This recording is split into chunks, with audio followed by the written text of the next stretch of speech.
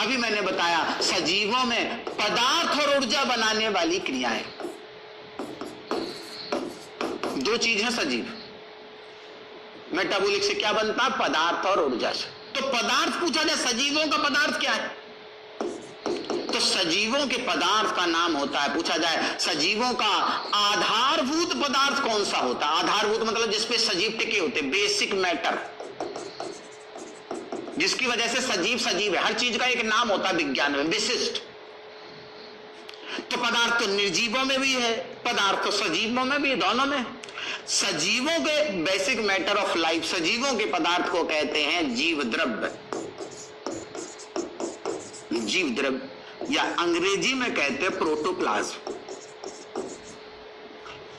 तो मेटाबॉलिक क्रिया क्या? सजीवों में संपन्न होने वाली वे क्रियाएं जिनसे जीव द्रव्य बनता हो, ये भी कह सकते हैं।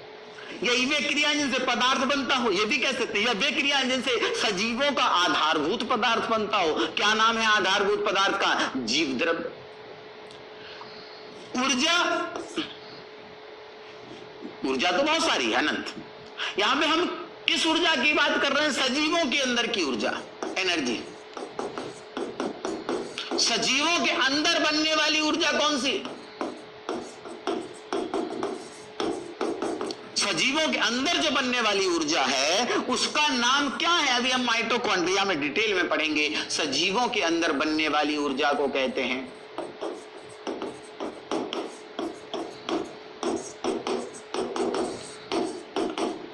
एटीपी। माइटोकॉन्ड्रिया में पढ़ेंगे, श्वसन में पढ़ेंगे।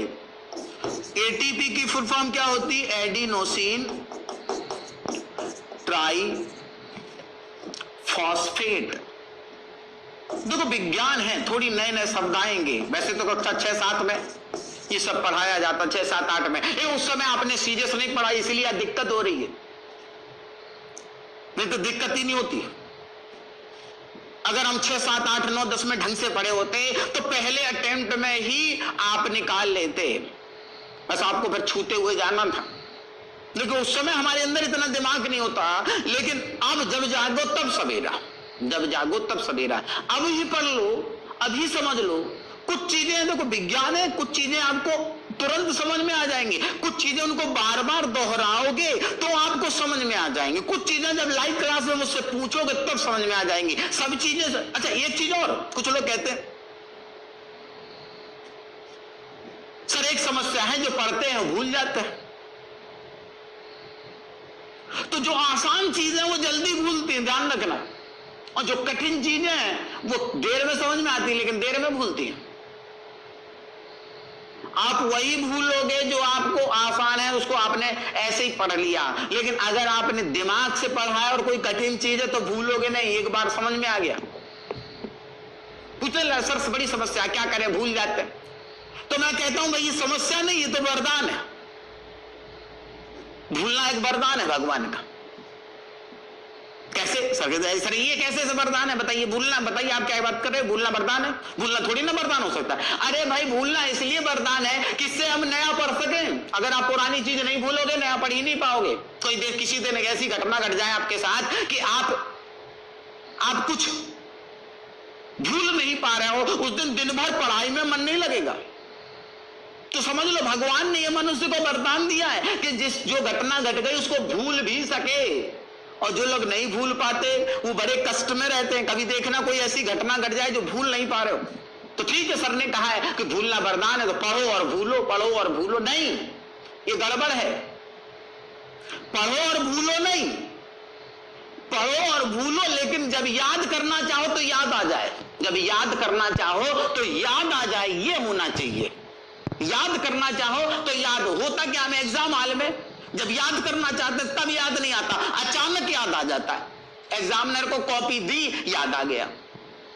एग्जामिनर को कॉपी दी, याद आ गया। ऐसा नहीं होना चाहिए। आप याद कर, जैसे आप एग्जाम में क्वेश्चन लग रहा है आने वाला, बस आ गया, अभी आ जाएगा। बाथरूम जाएंगे थोड़ी थोड़ी पूछ के, नहीं आएगा। क्यों नहीं याद आता है? क्योंकि आपने दोहराया नहीं होता है। आपने दोहराया नहीं, पढ़ के एक बार छोड़ दिया होता है। तो हमें जब हम याद करना चाहें वो याद आ जाए, उसके लिए बार बार दोहराना जरूरी है। बार बार दोहराना जरूरी है, ध्यान रखना। कालिदास जैसा आदमी जिस डाल पे बैठा उसी को काट रहा है, कितना महामूर्ख, लेकिन वो भी इतना बड़ा विद्वान बन सकता है। कालिदास की कहानी आपने पढ़ी होगी। तो अगर आप दोहराते रहें तो आपके लिए आईएएस बनना बहुत आसान हो जाएगा। कितनी भी कठिन चीज हो, अगर आप बार बार पढ़ें तो एकदम बिल्कुल सरल हो जाएगी, बिल्कुल सरल हो जाएगी। फिर बार बार पढ़ें, बातें मेरी याद रखिएगा। तो एडिनोसिन ट्राइफॉस्फेट क्या है? सजीवों के अंदर बनने वाली ऊर्जा है। कैसे बनती है? ये माइटोकॉन्ड्रिया कोशिका के अंदर हम पढ़ेंगे तो पढ़ाएंगे। 6-7 में बताई जाती। अब मेटाबॉलिक क्रियाओं से 2 चीजें बन रही हैं, एक पदार्थ और ऊर्जा। तो मेटाबॉलिक क्रियाएं 2 प्रकार की होती हैं। एक का नाम है एनाबॉलिक, एनाबॉलिक, और एक का नाम है कैटाबॉलिक। ध्यान रखना, मेटाबॉलिक क्रियाएं कितने प्रकार की होती हैं? अगर आपसे कोई पूछ ले, देखो ये बहुत आसान चीज है लेकिन इसको आपको समझना पड़ेगा। कैटाबॉलिक और एनाबॉलिक, इसको उपचयी बोलते हैं और इसको अपचयी बोलते हैं। तो इसको ऐसे लिख सकते हैं, मेटाबॉलिक क्रियाएं 2 प्रकार की होती हैं, एक उपचयी एक अपचयी, एक एनाबॉलिक एक कैटाबॉलिक। एनाबॉलिक क्या है? लिख सकते हैं वे क्रियाएं जिनसे सजीवों का आधारभूत पदार्थ जीव द्रव्य बनता है। कैटाबॉलिक क्या है? वे क्रियाएं जिनसे सजीवों के अंदर बनने वाली ऊर्जा, क्या नाम है उसका? एटीपी का निर्माण होता है, एटीपी का निर्माण होता है। तो मेटाबॉलिक बराबर क्या हो गया? कैटाबॉलिक प्लस एनाबॉलिक, दोनों रासायनिक क्रियाएं हैं, ध्यान रखें। मेटाबॉलिक बराबर क्या हो गया? मेटाबॉलिक बराबर क्या हो गया? एनाबॉलिक प्लस कैटाबॉलिक, ध्यान रखें। एनाबॉलिक से क्या बन रहा है? पदार्थ, अभी लिखवाया। कैटाबॉलिक से क्या बन रहा है? ऊर्जा। अच्छा, ऊर्जा कैसे बनती है? ऊर्जा कैसे बनती है? किसी भी चीज से ऊर्जा बनानी है तो कैसे बनती है? और कोई भी पदार्थ बनाना है तो कैसे बनता है? घर बनाना है, पदार्थ है, तो ईंटों को जोड़ के बनाया जाता है। और अगर ऊर्जा बनानी है तो कागज को जला के बनाया जाता है। तो जब पदार्थ बनेगा तो ये वाली जो क्रियाएं हैं निर्माणकारी है, निर्माणकारी, कंस्ट्रक्टिव। इनसे कोई चीज बनेगी कंस्ट्रक्टिव। और ऊर्जा जब भी बनेगी तो कुछ ना कुछ टूटेगा। टूटेगा मतलब ये कैसी क्रिया है? विघटनकारी। तो पूछा जाए, बताओ, डिस्ट्रक्टिव। बताओ, मेटाबॉलिक क्रियाएं निर्माणकारी होती है या विघटनकारी? दोनों होती, क्योंकि निर्माणकारी भी है और विघटनकारी भी है। एनाबॉलिक कैसी है? ऐड हो रहा है, ऐसे एनाबॉलिक ऐसे ऐड हो रहा है। सी से कैटाबॉलिक कट रहा है, कट रहा है, ध्यान रखें। इतना पढ़ लोगे तो बायोटेक्नोलॉजी बहुत आसान हो जाएगा, और जब फिजिक्स पढ़ लोगे तो स्पेस डिफेंस भी ये सब बहुत आसान हो जाएगा। स्पेस अभी आप कहोगे, डिफेंस आईटी बहुत आसान हो जाएगा। इसीलिए ये चीज आपको पहले पढ़ाने का लक्ष्य, लेकिन एक तरीका विकसित होना चाहिए था, इसलिए वो पढ़ाया। उसी तरीके से आपको इसको भी आगे करते जाना है, तरीका वही रखना है। हर चीज के नोट्स बनाते हुए चलना है, हर चीज की प्रैक्टिस करते हुए चलना, हर चीज को दोहराते हुए चलना है। निर्माणकारी क्रियाएं और विघटनकारी क्रियाएं। तो विघटनकारी क्रियाओं में खतरनाक पदार्थ बनते हैं, जो भी विघटन होगा उसमें खतरनाक पदार्थ बनते हैं। और ये खतरनाक जो विघटन होता है वो ऑक्सीजन के कारण होता है। तो जो विघटनकारी क्रियाएं होती हैं वो खतरनाक पदार्थ बनाती हैं, खतरनाक पदार्थ।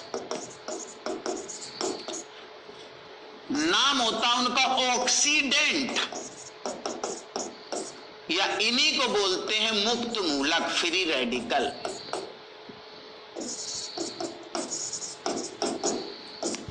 फ्री रेडिकल, ध्यान से सुने। देखो, जब कोई चीज डिस्ट्रक्ट होगी, टूटेगी, जलेगी, तभी ऊर्जा बनेगी। और जलेगी कब? जब ऑक्सीजन या ऑक्सीजन जैसी चीजें आएंगी। ऑक्सीजन जब किसी से क्रिया करेगी, ऑक्सीजन तो जलाएगी और क्या बनाएगी? ऑक्सीडेंट। ये ऑक्सीडेंट स्वतंत्र रूप में काम करेंगे, टूट चुके हैं।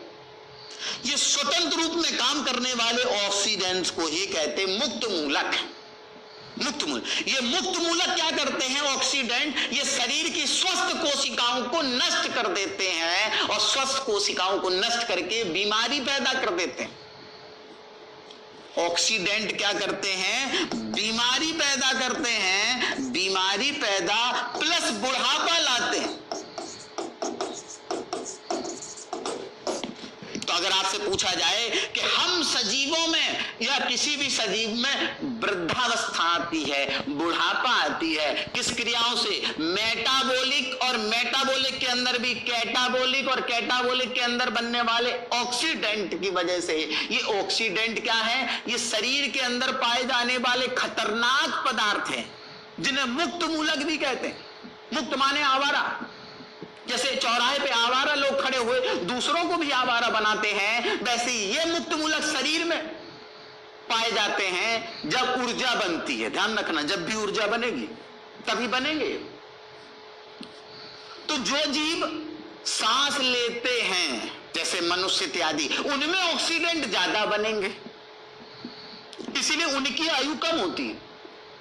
और जो जीव सांस कम लेते हैं या सांस नहीं लेते, उनमें ऑक्सीडेंट कम बनेंगे, जैसे बैक्टीरिया इत्यादि, इसलिए उनकी आयु ज्यादा होती।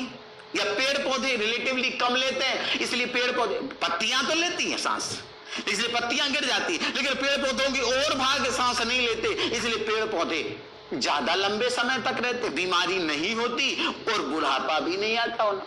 ध्यान रखना, सब एक दूसरे से रिलेटेड है। तो हमारे सजीवों के शरीर में बुढ़ापा किस वजह से आता है? क्योंकि हमारे शरीर के अंदर ऊर्जा बनाने वाली क्रियाएं हो रही हैं, जो कि ऑक्सीजन की उपस्थिति में होती है या ऑक्सीजन जैसे पदार्थों की उपस्थिति में होती है, और उनसे बनता है ऑक्सीडेंट। इस ऑक्सीडेंट को मुक्त मूलक भी कहा जाता है। ये जो मुक्त मूलक हैं, ये जो मुक्त मूलक हैं, यही मुक्त मूलक सजीवों में क्या करते हैं? वृद्धावस्था या बुढ़ापा लाते हैं। वृद्धावस्था या बुढ़ापा लाते हैं। बुढ़ापे का अगर हम अध्ययन करें, बुढ़ापे का अध्ययन किसी भी चीज में, वृद्धावस्था जेरेंटोलॉजी कहलाता है। जेरेंटोलॉजी ये आपको किसी किताब में नहीं मिलेगा भाई, 10 किताबें पढ़ेंगे तब इतना निष्कर्ष निकलेगा। ऐसी स्पेस टेक जो पढ़ा है वो किसी किताब में नहीं मिलेगा। ये जो मैं नोट दूंगा तो ये पूरी भाषा लिखी रहेगी, पूरी, थोड़ी सी उसमें एक्स्ट्रा चीजें भी रहेंगी, उनमें से आपको इनको छांट के अलग लिख लेना, इनको छांट के अलग लिख लेना। बाकी चीजों को एक बार पढ़ोगे, लेकिन इन चीजों को बार बार पढ़ते रहना। ये लिखना आपकी जिम्मेदारी। अगर नोट्स में से ये नहीं लिखा तो किसी काम का नहीं, भूल जाओगे भाई। आज में पढ़ाया, कल भूल जाओगे, फिर एग्जाम में लगेगा समझ में आ रहा है, आने वाला है, बस आया। दोहराओगे नहीं तो यही होगा। दोहराना बहुत जरूरी है, दोहराना बहुत जरूरी है भाई। तो समझें दोबारा मैंने बताया कि बीमारी पैदा करने वाले पदार्थ क्या होते हैं? ऑक्सीडेंट सजीवों के अंदर बनते हैं। तो बताओ, अगर इनसे निपटना है, अगर बीमारी को हमें बचाना है, तो हमें क्या चाहिए होगा? इनका विरोधी। तो भोजन में हमें क्या चाहिए होगा? खाने में इन ऑक्सीडेंट का विरोधी, उन्हें क्या कहते हैं? एंटीऑक्सीडेंट। एंटीऑक्सीडेंट क्या होते हैं? एंटीऑक्सीडेंट भोजन के पदार्थ होते हैं। भोजन हम खाने से लेने पड़ते हैं। वे भोजन जो ऑक्सीडेंट या मुक्त मूलक, फ्री रेडिकल के विरोधियों को मतलब को समाप्त करें। तो ये समाप्त हो जाएंगे तो क्या हो जाएगा? हमें बीमारियों से मुक्त करें।